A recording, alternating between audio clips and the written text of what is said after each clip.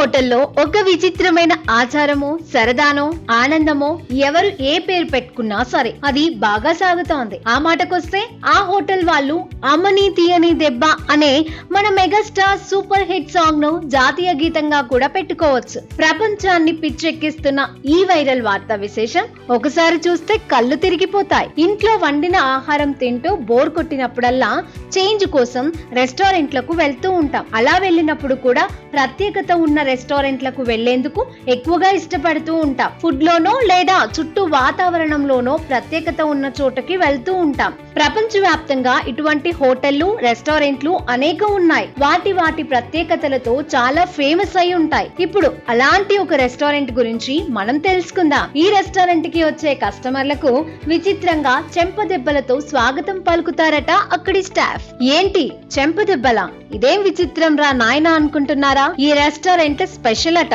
ఇంతకీ ఈ విచిత్రమైన రెస్టారెంట్ ఎక్కడ ఉందంటే జపాన్ లో ఉందట. ఈ జపనీస్ రెస్టారెంట్ పేరు సాచియో హోకోయాయా. ఇది జపాన్ లోని నగోయాలో ఉంది. ఇక్కడ వెయిటర్స్లు వచ్చిన కస్టమర్లను చెంపదెబ్బతో స్వాగతిస్తారు.